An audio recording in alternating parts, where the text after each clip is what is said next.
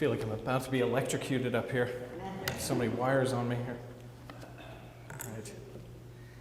I'd like to thank Monsignor Carter for having me here tonight, and also Scott Atwood for making the arrangements and setting things up. I'd also like to thank you all for your service to the church. I've heard a lot of great things about this parish, and most of it is about the participation and the kind of community you build here by volunteering and by serving the church. And so tonight, by the way, I was told this should be about 45 minutes long, so I'm trying to make it 41. So that's nice. Tonight I'd like to talk about the relationship between three topics. These are service, education, and liturgy. I'll be talking about these topics in that order, but the interesting thing and the important thing is that there's no necessary logical order in which they need to be discussed. The main point of this talk is to highlight how these activities should be looked at as mutually supporting one another. To participate in one should lead to the desire to grow in the others. Together, service, education, and liturgy all contribute to a closer relationship between us and God and each other. I'll spend more time talking about a handful of topics related to service, and I'll hit on how the church sacramentalizes service through the diaconate, how service is a calling to all Christians, and I'll talk about the nature of relationships which deeply affect how and who we serve. This sets the stage for allowing me to jump into the other topics with a little more brevity and just a few focused ideas. So let me begin by telling you just a little bit more about myself. As a theology teacher for St. Leo University, I teach online and in person, both undergraduate and graduate students. But one of the best parts of my job, as Monsignor mentioned, is that I get to work with different dioceses in terms of training their deacon candidates. These are the men who are going to be ordained to the permanent diaconate, and Charleston is one of the dioceses for which I work pretty frequently. So I want to use the diaconate as a springboard for talking about service to the church and service as Christians in general, because the role of the deacon is based in service. Unfortunately, many in the Catholic Church are still not all that clear about what a deacon is. Because it's important to my talk to have a little bit of background, I'd like to pause here and talk about the permanent diaconate for just a minute or two. First, a permanent deacon is a full member of the clergy. Second, a deacon isn't a priest, and a deacon isn't sort of a halfway priest or a mini priest. This I find to be one of the major confusions among people. Though permanent deacons do some of the things that priests do, for example, many of them baptize or witness marriages, they preach, clergy who are deacons are otherwise called to a different kind of service to the church than a priest is. We all understand that a priest is called to serve the community in a way that makes Jesus present to us in unique ways. For this reason, it is the priest who can, for instance, consecrate the Eucharistic elements and offer forgiveness through the sacrament of reconciliation. But we also need to say that priests serve by leading. When we talk about leadership in the church, we of course want to keep in mind Jesus' own words to his apostles. He tells them in Matthew's Gospel, "You know that the rulers of the Gentiles lord it over them, and the great ones make their authority felt among them. But it shall not be so among you. Rather, whoever wishes to be great among you shall be your servant. Whoever wishes to be first among you shall be your slave. Just so the Son of Man did not come to be served, but to serve and to give his life for a ransom for many." The priest's vocation, therefore, includes the responsibility of always being at the ready to serve God's people, and especially to enable God's people to encounter the sacraments. The permanent deacon's ordination, on the other hand, is to sacramentally share with the community the presence of Jesus the servant. This isn't the same kind of leadership which a priest is called to manifest. Rather, the deacon's vocation is to be a permanent representative of the church's mission of service to the world. When you see a deacon, for example, assisting up at the altar, that's exactly the kind of clear image that you get of the different sacramental gifts given to either priests or deacons. While both are serving, the priest is doing so as a leader of the community in a way that the deacon is not. Let me move this topic towards the service to which all Christians are called. Back in June, the Catholic Miscellany reported on Andrew Frimmel. Am I butchering his name? Is it Frimmel? Frimmel, fantastic. They reported on Andrew Frimmel, who's a seminarian from our diocese. He had just been ordained by Bishop Guglielmoni to the transitional diaconate. As you might know, before being ordained a priest in our church ordains men to the diaconate first. So every priest is ordained a deacon and then later ordained a priest. That's called a transitional deacon because he's transitioning from being a deacon to a priest. So someone ordained to the transitional diaconate and someone ordained to the permanent diaconate are both deacons. But a permanent deacon is someone whose calling is to live his life always and only as a deacon. I'd like to quote Deacon Frimmel's words as reported in the story. During the reception, after the ordination, he said, quote, "This is a celebration not only for the ordination, but also for this parish, and especially for the Diocese of Charleston, that we celebrate a coming together to love the Lord," and here's the money part of the quote, "and to know that just as I am being sent out to the vineyard, all of us, by our baptism, are being called," end quote. All of us are being called. Men, women, adults, children. We are all being called by our baptism to serve. It is a strong testimony to the unity of the church that Frimmel used the opportunity of his ordination as a sign pointing to every Christian's call to service in some way. Now, because deacons are called to serve, the rest of the church should be able to see deacons as examples of service to the church. But being a model of Jesus the servant is just the beginning of how we think about the diaconate. Some theologians have described a critical job of the permanent diaconate as connected to what Frimmel said. In this view, the deacon should be serving the rest of the community in such a way that he helps other Christians understand and put to use their unique gifts of service.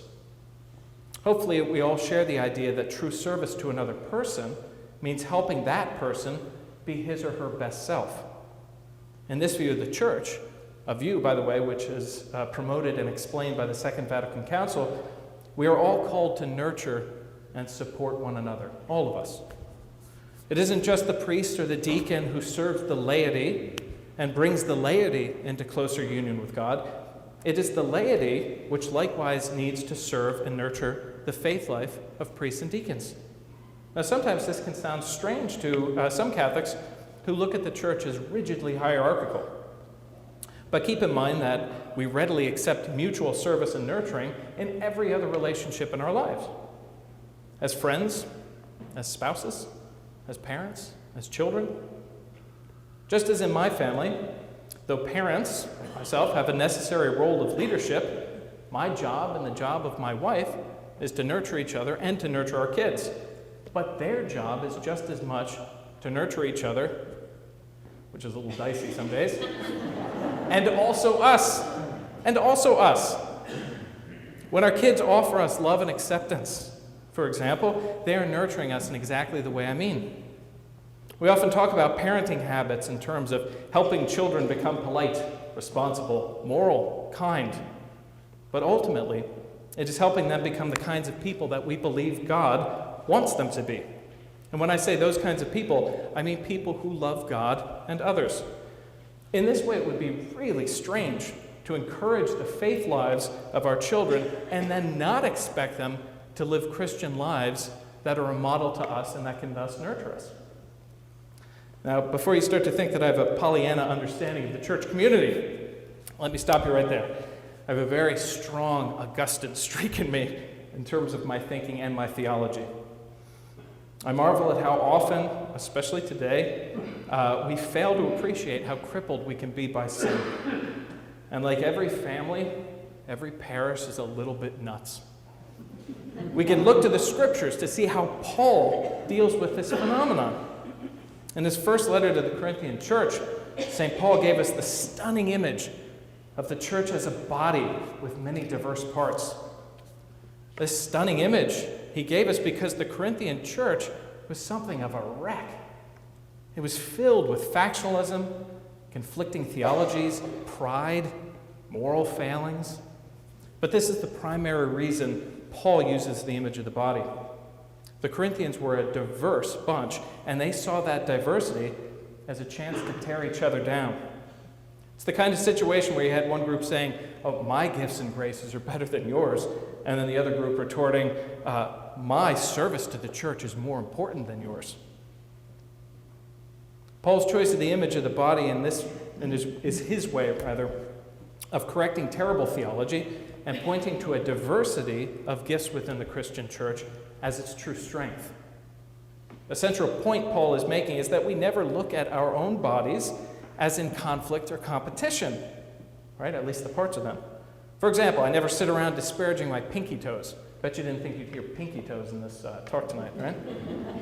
I never sit around disparaging my pinky toes because my eyes are awesome and marvelous. And I think, well, if my pinky toes were like my eyes, I'd have 4 of them, and that would be way better, right? Never do we think like that, because we know that the diversity of our body parts leads to our greater strength, right? Some parts of our body are stronger than others, but that never means we diminish those other parts or try to exclude them from our experience. You all being here tonight means that you too have heard this call and you have responded. The kind of call that Paul is making to serve the community by diverse gifts. You have responded in various ways, which help to nurture the community visibly. And this is a really important aspect, the visible nature of your service to the church. Apart from the daily service you give to your families, friends, co-workers, you offer time and energy to the visible life of the church family. Such service is to be honored and thanked because it represents a church functioning well. And that in turn provides an optimal place for the entire Christian community to approach and interact with the Lord. Back at my parish, we have some very kind greeters. That seems like it's a redundancy, right? All greeters are very kind, I've found. One gentleman opened the door for me. He smiled and he said, "Welcome home." This man doesn't say this every week, or at least I've never heard him say it every week. In fact, I've never heard him say it since. I've heard about the sentiment. Like, I get that our church family is like a home, or it should be, but I just never had anyone say it directly to me. But the power of that small and short interaction contributed to a different and positive experience of the liturgy that morning. And things like that tend to stick. When this greeter chose to offer a small spiritual service on top of the physical one he was already doing, it had a lasting impact on my life. It's a very small thing, but it's amazing how many times I've come back to it over the past couple of years after he did it. All right, now I'm not suggesting that parish members who aren't here somehow either have not heard a call or have not responded to one. I don't mean that at all. Each and every Christian can find ways of serving the community and the world which are distinct. And oftentimes those ways fly under the radar of most of us. We just don't see them. The last thing a genuine call to service should include is a simultaneous call to judgment. It should surprise no one, rather, that we all don't hear the same call to particular kinds of community service or community ministry.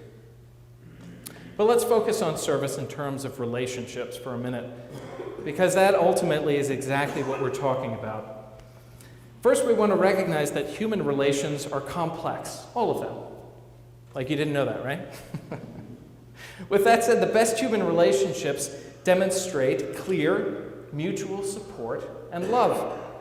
Nevertheless, we constantly struggle with the issue of treating our relationships like some sort of economic transaction. Well, if I do this for you, you better do this for me, or I'm doing this for you because you better remember you owe me something later, right? We can do this even with the relationships we have with those closest to us. Think again of our own families. Our goal needs to be self-sacrificial love. That needs to be our goal. Those who are closest to us especially deserve this kind of attention. But all too often, people experience serving their families as equivalent to being a doormat. I'm using the word service here in a broad sense, obviously, but it is no less important in terms of our baptismal calling. Such service entails doing what you can physically, emotionally, and spiritually for those around you, especially your family. But oftentimes we can feel that our attention to others is not being appreciated or reciprocated. When respect and love in the form of obvious service is neglected, we are talking no longer about a community of love, we're talking about obligations. What's the difference between a community love and an obligation? Well, let's listen to St. Paul again. This is him offering advice to a community of Christians. And he's speaking about Christian households in particular in the ancient world. And he's providing advice to wives, husbands, parents, children, slaves, and masters. I want to focus on the slave part. In his letter to the Ephesians, Paul writes, "Slaves, be obedient to your human masters with fear and trembling, in sincerity of heart as to Christ, not only when being watched as currying favor, but as slaves of Christ, doing the will of God from the heart, willingly serving the Lord and not human beings, knowing that each will be requited from the Lord for whatever good he does, whether he is slave or free." In so many ways, this is a brutal picture. In this passage, service indeed is the key idea. A Christian, no matter the circumstance, even if he has a terrible master, says Paul, is to serve the God of love, justice, and honesty in a way befitting such a God, namely in love, justice, and honesty. Service in this circumstance primarily reflects one's loving relationship with God. Right? Paul is pointing to the relationship one has with God, not so much the relationship the slave has to the master. Be slaves to Christ, says Paul. To give service when one is in a relationship of injustice is to demonstrate the kind of heroic service to Jesus which Jesus himself offered a cruel and faithless world. Jumping out to us in the advice is the horrific nature of the relationship he's describing. The slave has the opportunity of nurturing his relationship with God, but there's little in the way of nurturing his relationship with the master, or at least it's not so visible. This is the relationship based on a social obligation. Though Paul never specifically demanded an end to the institution of slavery, there's no doubt in my mind that he found the relationship between a slave and master to be completely at odds with the relationship God intends for each of us. You can look to Paul's letter to Philemon for verification of that. But now I want to turn back to Paul's first letter to the Corinthians, back to the Corinthian church. I love this group. And read a passage which is no doubt very familiar to you. He's talking about the nature of love and service as it should be in a community, right? Because obviously the Corinthians were not behaving this way. He needed to because of the divisive issues that this church was experiencing. So here's Paul talking about how each of us has gifts which were meant to be lovingly shared in the community. Here he is talking about true service. Quote, "If I speak in human and angelic tongues but do not have love, I am a resounding gong or a clashing cymbal. And if I have the gift of prophecy and comprehend all mysteries and all knowledge, if I have all faith so as to move mountains but do not have love, I'm nothing. If I give away everything I own, and if I hand my body over so that I may boast but do not have love, I gain nothing. Love is patient. Love is kind. It is not jealous. Love is not pompous. It is not inflated. It is not rude. It does not seek its own interests. It is not quick-tempered. It does not brood over injury. It does not rejoice over wrongdoing, but rejoices with the truth. It bears all things, believes all things, hopes all things, endures all things. Love never fails."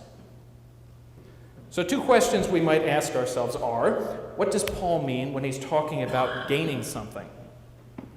What does he want to gain? And then the second question, what does he mean when he almost immediately goes on to talk about love as not seeking its own interest?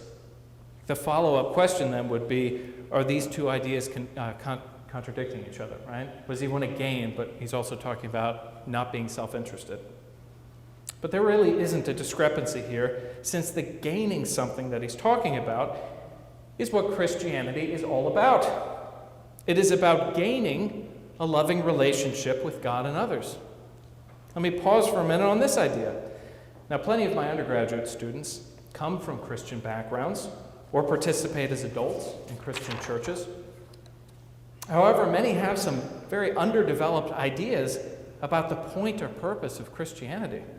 Some think it's a moral system in which Christians are required to do more good than bad. And if you do just enough good, then God will say, you're all right. Right? So they work really hard to try to not be a jerk, something like that. Right? Others realize that this isn't what Christianity teaches, and instead some of these folks focus on getting to heaven. But some of these people emphasize that idea of getting to heaven in very strange ways, at least from the kind of message that Christianity has taught for 2,000 years. Some Christians spend their lives experiencing their faith life like a Willy Wonka golden ticket that they found on the side of the road. They know and believe that Jesus died for their sins, and so they grip onto that information like it's a password or it's a ticket that they can hand at the gates of heaven when they die, and in they go. Ultimately, it can make Christianity look and feel a whole lot like knowing the right magic spell, which can get us into heaven. So, let's return to Paul for a minute. What does Christianity offer? What is it about? If Paul is saying that love must take center stage. Obviously, the focus which Paul has in mind is the intention of the person serving. It's about the person's disposition. So again, here's what Christianity is about. Christianity is about participating in a loving relationship with God. So yes, in just a few minutes, I'll start talking about the importance of education and how that requires hard work and study and so on and so forth. But at root, we need to be able to declare that Christianity has a core that is very simple. That core is self-sacrificial love. I say this to my undergraduate students when I begin one of my intro classes, and they always look at me like I'm trying to mislead them or that I'm not telling them the truth somehow. But I am. And after a semester of studying Christology or Trinitarian theology or the New Testament, I always say, see, it either goes back to self-sacrificial love or we've got it wrong. When I'm praying with my children, one of my favorite prayers to close out the things for the night goes like this. And please, God, help us to remember that you made us, that you love us, and that you died for us, so that we can live with you and each other forever. Now, the church will never teach something that conflicts with this prayer, because these ideas are the core of our faith, and they aren't all that complicated. St. Paul tells us that love must be at the heart of our service to God and neighbor.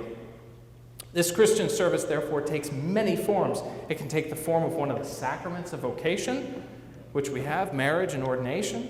It can take the form of a kind of occupation we choose, doctor, social worker, writer, insurance adjuster.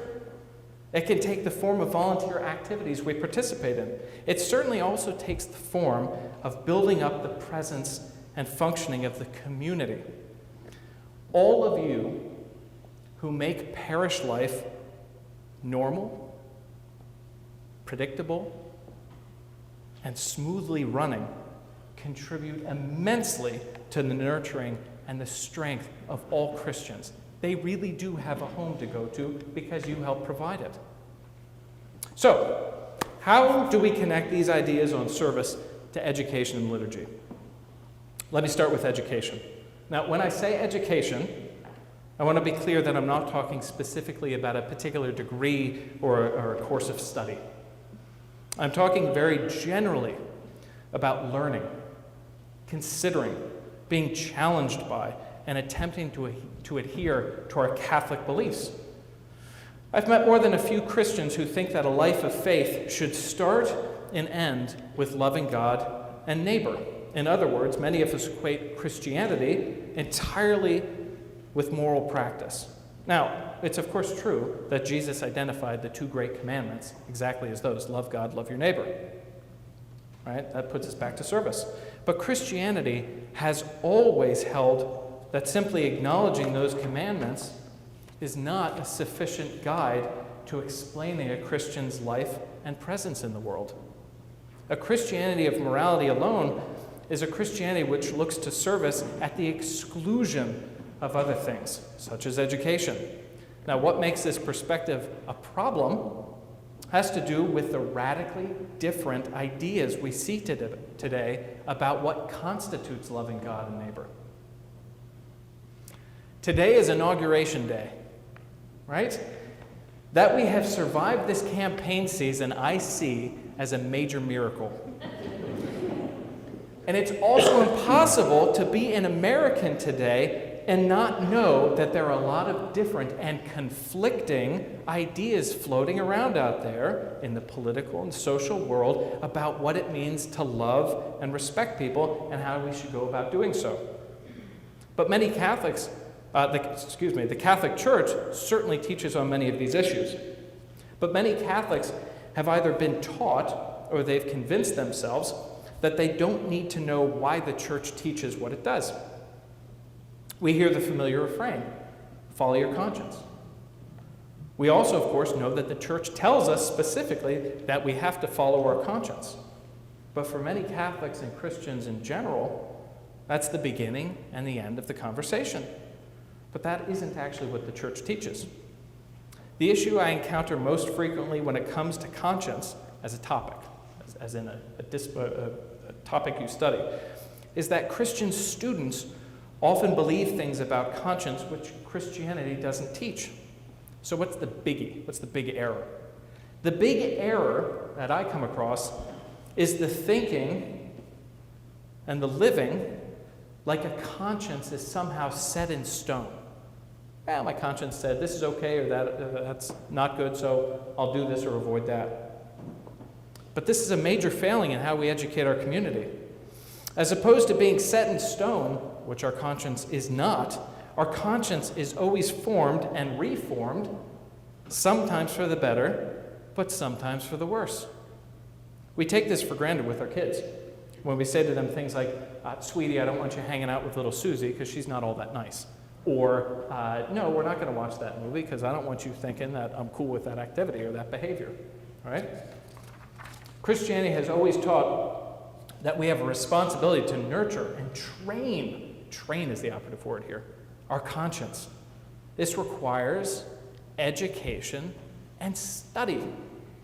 Our calling is not to simply listen to what the church teaches. Now we're getting into a related error made in Christian formation. Most of the people I know who eventually turn away from faith only experience religion as a bunch of commands. Do this, don't do that. And that was it. In the classroom, you wouldn't believe the number of people who have told me that they've never really heard Christianity presented as rooted in love and the need to nurture a relationship with God. It's actually shocking. It's very surprising. In our world of information and rights, to be brought up in any religion based mainly on do this and don't do that commands is almost certainly a recipe for an eventual dislike and separation from religion. So if our true calling is to a relationship with God, and if a mature relationship is never based on do this and don't do that commandments, and if a lot of people are missing this, then we might need to reframe how we educate. But primarily it seems that we have to encourage education in every phase of our lives. Back in my parish, we have educational opportunities for everybody, all ages. As my DRA told me one time, everybody needs to keep growing. And what is it we need to keep learning about? We need to keep learning about what God tells us about himself in Scripture and through the church as guided by the Spirit. We need to keep learning about what the community experiences when we gather in God's presence. And we need to keep trying to harmonize our own experiences with the experiences of the rest of the group. That's what Christianity has always taught. God didn't come with secret information to Joe or Margaret. He doesn't offer the world conflicting ideas about who he is, what he wants from us. The conflicts we have about such ideas stem from us, not God. It therefore requires our humility to say every day that we don't have all the answers. And for these reasons, Christianity has always taught that we must use the resources and all the tools available to us through the church community to continue to form our faith lives, and in that respect also our consciences. When we form our conscience and our beliefs through the community, only then do we have the best perspectives on our relationships with God. What I'm describing here is called by theologians moral theology, this idea of doing right, doing wrong, what the rules are. Certainly this is important, just like how I treat my wife or friends or kids is important. But getting to know them and what they think is equally important to our relationships. Those ideas would fall into the category of doctrine, beliefs about God and the life which the church holds. Imagine if we treated our relationships with our friends like we often treat our relationship with God. Yeah, I don't talk to my friends anymore since we used to talk in middle school, so we're good. Middle school, right? Unfortunately, that is all too often close to the truth for how we treat our relationship with God. We go through our confirmation classes as young people and then never try to continue the conversation with God as we age and mature. But every advancing step of learning what and why the church believes what it does is a deepening of our trust and love of God. Regarding any number of doctrines, we simply don't have the capacity to appreciate many of them until we've had some sort of life experiences and gained some maturity. And so to bail out on education at a younger age is sort of missing the boat on experiencing the fullness and the richness of our faith lives. Again, imagine similarly thinking of our relationships with our spouses.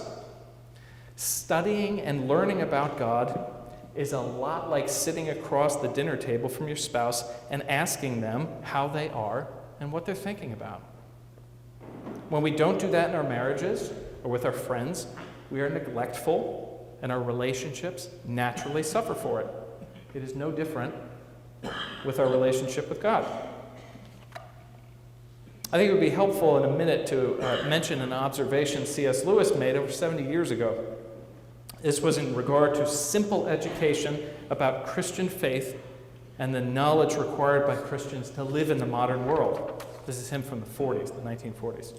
Now, for those of you who are familiar with C.S. Lewis, he was one of the most popular Christian apologists and writers of the 20th century. His influence is enormous. He also wrote the children's series, The Chronicles of Narnia, right? Lion, the Witch, and the Wardrobe. The passage I'll read comes from the work called Mere Christianity. During the Second World War, the British Broadcasting Company, the BBC, asked Lewis to do a series of talks on the air. They asked him to explain Christianity to the general public.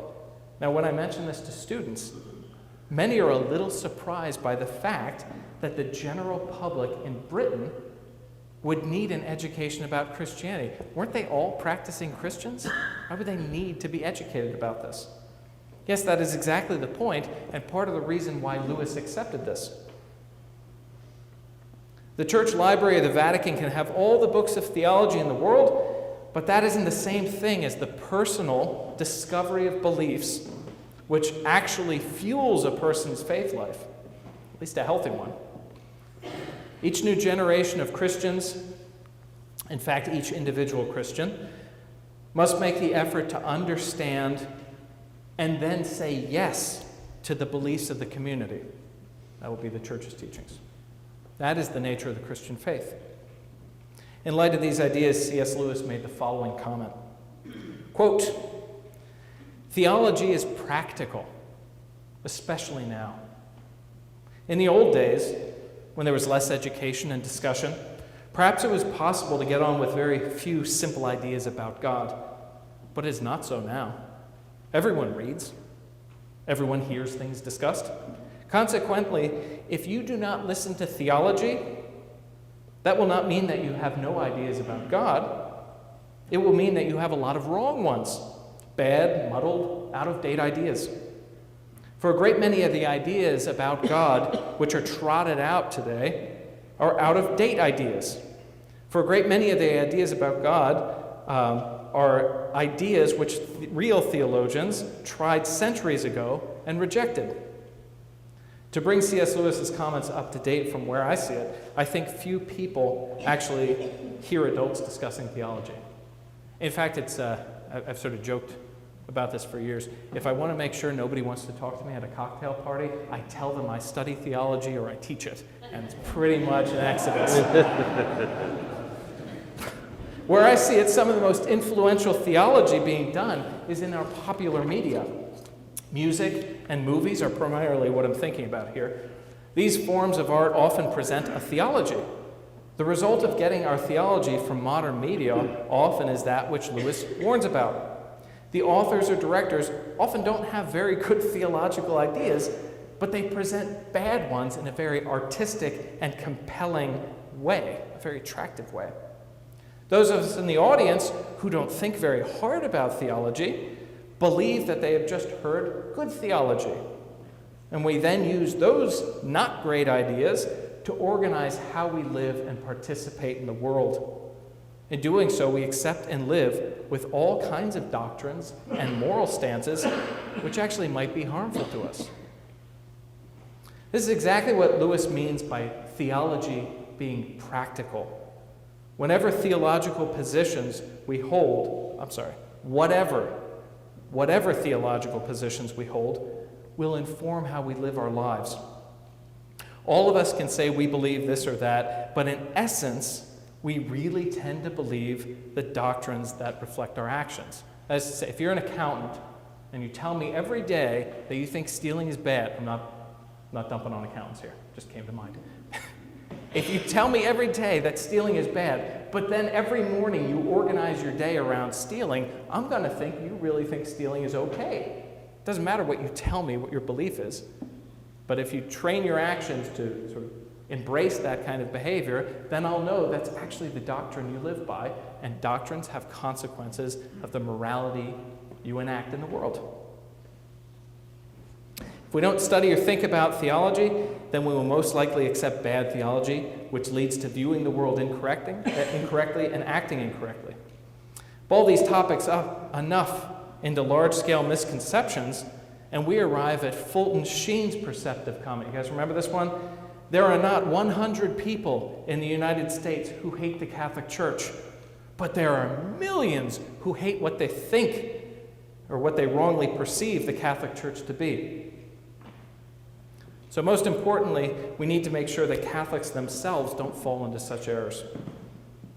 The best expression of practicality in theology can be found in the celebration of the liturgy, our third and final topic. The Church calls the Eucharist, quote, the source and summit of the Christian life, end quote. Why? Because it is where we personally encounter Jesus Christ, our Lord and Savior, in a unique way. Being face to face with God, as it were, is exactly the kind of thing that can and should build up our relationship with Him and each other. An amazing priest friend of mine back in college said to us one time, if you knew Jesus was down the street and that you could give Him a hug every day, wouldn't you? Obviously, he was referring to the Eucharist, right? This liturgy involves us encountering God, letting Him tell us that He loves us, and then giving us the opportunity for us to tell Him we love Him back. There is nothing more practical than the liturgy. All right, let me go back to the analogy of the spouses for just a minute. I do like these analogies. Everyone is busy, kids, jobs, activities, chores, etc., etc. But a healthy relationship with our spouses requires just the same elements that I've been talking about tonight. Service, helping your spouse run the house, taking care of the kids, paying bills, mowing the lawn, so on and so forth. All of these represent physical and spiritual forms of service which nurture our relationships. Stop contributing, your relationship will suffer. How about education? Well, what if I told you I loved my wife on the day we were married? I'm just making this up. I didn't do this.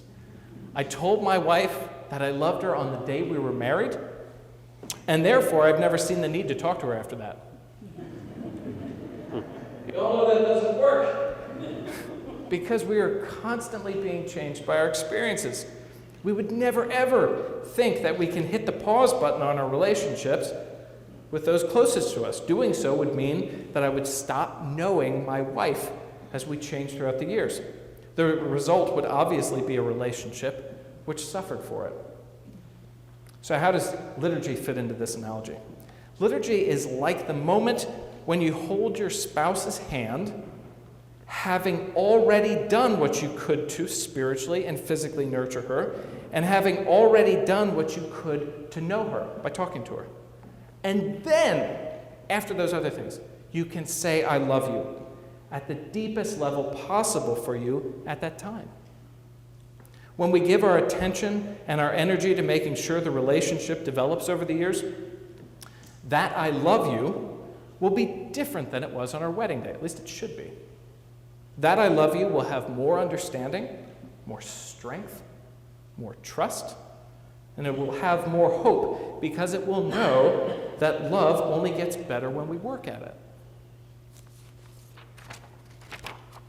I give spiels like that in class to sometimes very skeptical students. To many, the Christian tradition's emphasis on worship as a central feature of mankind's purpose and existence doesn't quite sound like it matches up with the analogy I just gave. And frankly, many consider the idea of kneeling down or worshiping solemnly as antithetical to the kind of love I'm describing. The thought of worship chafes against many modern ideas which find a much easier home in Sinatra's version of My Way and its rejection of the one who kneels. N.T. Wright's book, Simply Christian, offers a helpful explanation of the experience of worship, the experience of liturgy. Wright compares the experience of worshipers to concert goers who, after hearing a breathtaking piece performed, jump up spontaneously and gratefully in applause. Christians know that their lives and their salvation come directly from the activity of an unfathomably loving God. And because of this, they know the joy of responding in grateful worship. Depending on the day, sometimes we need to work to shake off that feeling of obligation which pushes us out the door for Mass. That's life. But ultimately, nurturing our relationship with God through the united effort of service, education, and worship will bring about a depth of love and dependence which helps us wash away lethargy and disinterest, which we're prone to from time to time, if you're anything like me. My concluding thought for the evening, then, is just what I said. It is to remind us all to try to think about and experience our Christian lives as an integrated whole. It isn't surprising that we need this reminder about the elements of our faith lives, just as we sometimes need these reminders about the rest of our relationships. When we remind ourselves to turn off the autopilot switch and allow service, education, and liturgy to nurture our lives, then we'll continue to grow as Christians, individually and, importantly, as a community in God's love. I want to thank you all for your patience and for the opportunity to spend the evening with you. So thank you all very much.